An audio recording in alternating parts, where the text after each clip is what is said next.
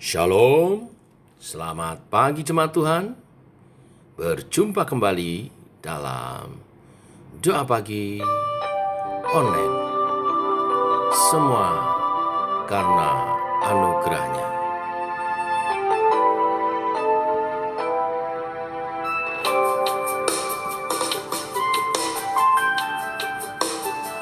Bukan karena kebaikanku, bukan karena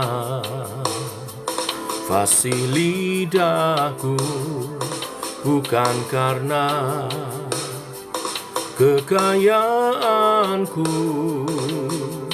ku dipilih, ku dipanggilnya, bukan karena kecakapanku, bukan karena baik rupaku, bukan karena kelebihanku, ku dipanggil, ku dipakainya.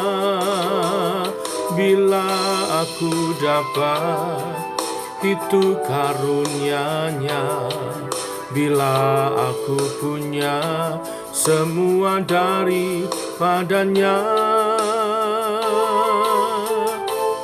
semua karena anugerahnya, diberikannya pada kita, semua anugerahnya bagi kita, bila kita dipakainya.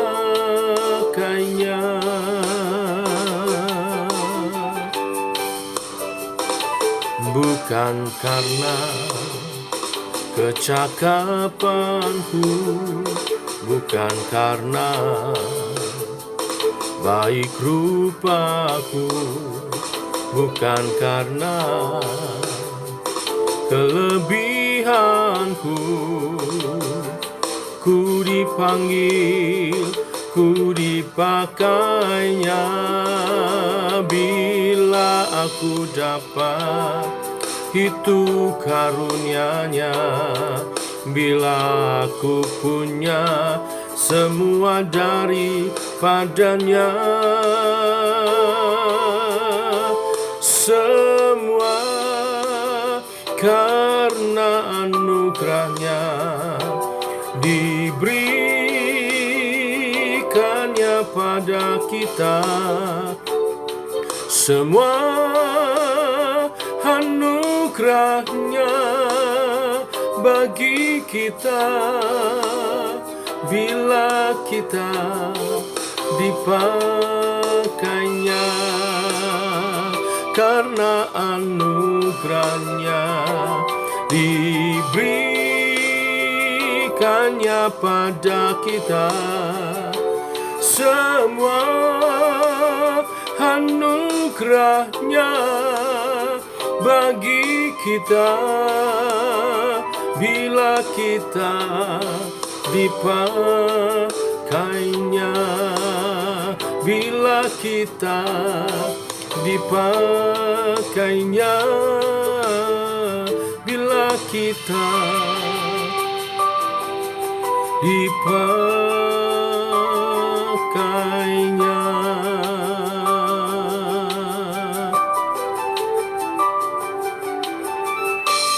Semua anugerahnya, semua anugerahnya, semua anugerahnya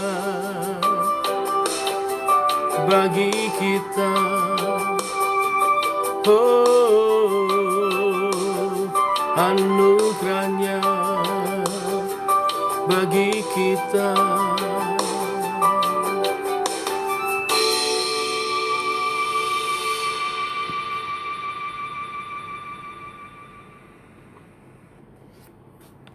Tiba waktunya kami merenungkan firman-Mu.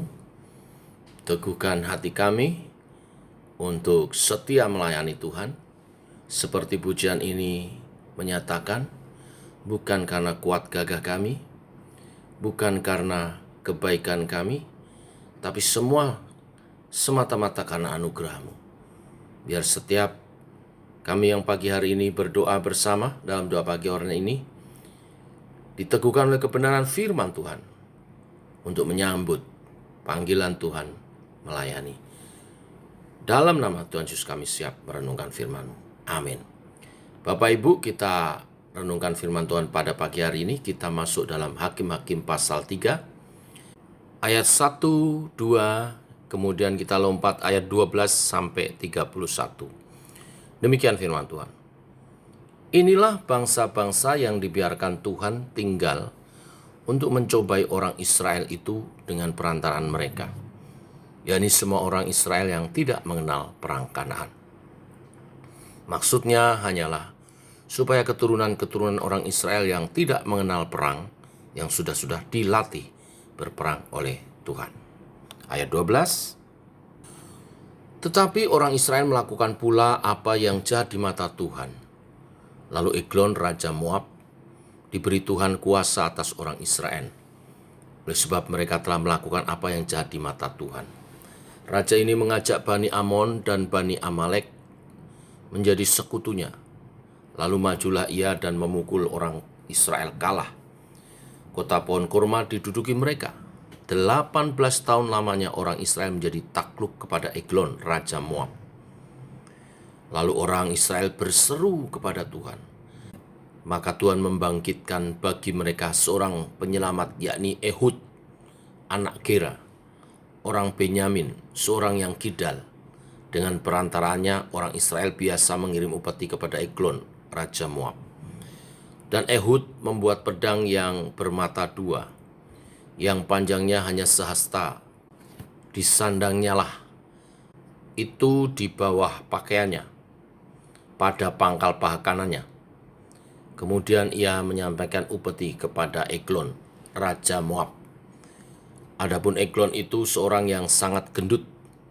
Setelah Ehud selesai menyampaikan upeti itu, disuruhnya pembawa-pembawa upeti itu pulang. Tetapi ia sendiri berhenti pada batu-batu berpahat yang di dekat Gilgal dan kembali menghadap raja. Berkatalah ia, "Ada pesan rahasia yang kubawa untuk tuanku, ya raja," kata Eglon.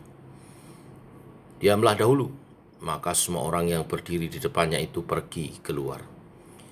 Lalu Ehud masuk mendapatkan dia, sedangkan ia duduk sendirian di kamar atas di rumah peranginannya. Berkatalah Ehud, "Ada firman Allah yang kubawa untuk tuanku." Lalu bangunlah ia berdiri dari tempat duduknya. Kemudian Ehud mengulurkan tangan kirinya, dihunusnya pedang itu dari pangkal paha kanannya, ditikamnya ke perut raja, sehingga hulunya beserta mata pedang itu masuk. Lemak menutup mata pedang itu, sebab pedang itu tidak dicabutnya dari perut raja. Lalu keluarlah ia melalui pintu belakang. Demikian Ehud sampai ke serambi. Pintu kamar atas itu ditutup dan dikuncinya setelah ia keluar. Baru saja ia keluar, datanglah hamba-hamba raja melihat. Tetapi pintu kamar atas itu terkunci. Lalu berkatalah mereka, "Tentulah ia membuang air di dalam kamar rumah peranginan itu." Lalu mereka menunggu-nunggu sampai menjadi bingung. Tetapi raja tidak membuka pintu kamar atas itu. Kemudian mereka mengambil kunci, membuka pintu, maka tampaklah tuan mereka mati tergeletak di lantai. Sedang mereka berlambat-lambat, Ehud meloloskan diri. Ia lewat dari batu-batu berpahat dan meloloskan diri ke arah Seira. Setelah ia sampai ke sana, ditiupnyalah sangkakala di pegunungan Efraim. Lalu turunlah orang Israel bersama-sama dengan dia dari pegunungan itu, dan ia sendiri di depan. Berkatalah ia kepada mereka, "Ikutlah aku, sebab Tuhan telah menyerahkan musuhmu, orang-orang Moab itu, ke dalam tanganmu." Maka turunlah mereka mengikuti dia. Lalu mereka merebut tempat penyeberangan sungai Yordan ke Moab, dan tidak seorang pun dibiarkan mereka menyeberang. Pada waktu itu mereka menewaskan kira-kira 10.000 orang dari Moab. Semuanya orang yang tegap dan tangkas, seorang pun tidak ada yang lolos. Demikianlah pada hari itu Moab ditundukkan oleh Israel, maka amanlah tanah itu 80 tahun lamanya. Sesudah ia, bangkitlah Samgar bin Anat yang menewaskan orang Filistin dengan tongkat penghalau lembu. 600 orang banyaknya. Demikianlah ia juga menyelamatkan orang Israel. Amin. Bapak Ibu, kita telah merenungkan kitab Hakim-Hakim. Hakim pertama dan kedua adalah Ehud dan Samgar. Kedua-duanya memiliki kemiripan. Kemiripan dalam hal apa? Kedua-duanya adalah orang biasa yang memiliki kekurangan. Ehud seorang yang kidal. Samgar dari keturunan orang biasa. Kemungkinan besar pekerjaannya hanyalah penggembala ternak saja. Tetapi kedua-duanya menyambut panggilan Tuhan untuk menjadi hakim atas Israel. Menjawab panggilan Tuhan untuk membebaskan Israel dari belenggu perbudakan bangsa-bangsa yang diizinkan Tuhan tinggal untuk mencobai orang Israel, karena orang Israel sendiri membiarkan mereka hidup tinggal bersama, padahal Tuhan telah memerintahkan untuk mereka harus ditumpas semua. Tapi orang Israel berjalan menurut keinginannya sendiri. Maka bangsa-bangsa yang dibiarkan, yang tadinya takluk di bawah Israel ini, mereka menjadi kuat dan kemudian justru menyerang Israel, bahkan bersatu dengan yang lain untuk menindas bangsa Israel. Tuhan membangkitkan hakim-hakimnya. Hakim pertama Ehud dan yang kemudian Samgar. Dari kedua hakim ini kita belajar beberapa hal penting. Yang pertama, tentang kepercayaan diri menyambut panggilan Tuhan. Ehud seorang yang kidal, yang pada masyarakat umum hal itu dianggap sebagai kekurangan, ketidakwajaran. Sedangkan Samgar dari satu pasal penuh hanya disebut satu ayat saja. Mungkin karena dia bukan dari golongan suku Israel asli. Banyak penafsiran merujuk di Hakim-Hakim 1 ayat 33 bahwa dikatakan suku Naftali tidak menghalau penduduk Bet Semes dan penduduk Bet Anat, sehingga mereka diam di tengah-tengah orang Kanaan, penduduk asli di negeri itu. Tetapi penduduk Bet Semes dan Bet Anat itu menjadi orang Rodi bagi mereka. Kemungkinan besar para penafsir mengatakan bahwa Samgar itu dari latar belakang dari keluarga suku ini, Bet Anat, yang hanya seorang budak Rodi, tetapi dia beriman kepada Tuhan, mengikuti iman tuannya, dan menjadi seorang Israel. Bapak Ibu, siapapun kita, dengan segala kelemahan kita, bila kita dipanggil Tuhan, maka percayalah Tuhan akan memperlengkapi kita, memampukan kita menjalankan tugas dan panggilan kita. Oleh sebab itu, percaya dirilah. Memang membangun kepercayaan diri dalam Tuhan tidak dengan kekuatan kita, tentunya dengan roh Tuhan. Roh Kudus yang akan memperlengkapi kita, memberi kuasanya, kemampuan dan kewibawaan ilahi. Yang kedua, menyambut panggilan pelayanan dari Tuhan. Jangan memandang kelemahan kita sebagai sesuatu yang menyulitkan kita, menjadi kendala kita, tetapi manfaatkan kelemahan kita itu menjadi satu nilai yang khusus. Seperti contohnya Ehud. Ehud seorang yang kidal. Dia manfaatkan dengan apa? Dia membuat pedang tidak terlalu panjang, dia taruh di sebelah kanan pahanya. Orang manapun tidak akan menaruh curiga di sebelah kanan ditaruh pedang. Apalagi pedangnya tidak begitu panjang, tertutupi baju, dan membuat menjadi senjata rahasia. Demikian juga Samgar. Dia seorang penggembala. Maka dia pakai tongkat penggembalaannya itu yang biasa untuk ngatur lembu sapi dia bisa pakai menjadi senjata. Bapak Ibu, sekali lagi, jangan pandang kelemahan kita menjadi permasalahan yang menghambat kita melakukan pelayanan kepada Tuhan. Sebaliknya, minta Roh Kudus urapi kita, sehingga kita penuh hikmat, kreatif, dapat mengerjakan tugas panggilan pelayanan kita. Orang-orang yang dipenuhi oleh Roh Tuhan menjadi berhikmat dan kreatif dalam pelayanannya. Tuhan memberkati. Inilah berita firman hari ini. Tangkap panggilan untuk menjadi alat bagi kemuliaan nama Tuhan.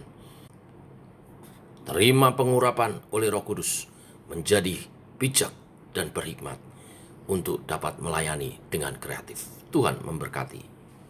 Amin. Mari kita berdoa. Bapa dalam surga, dalam nama Tuhan Yesus, kami mengucap syukur.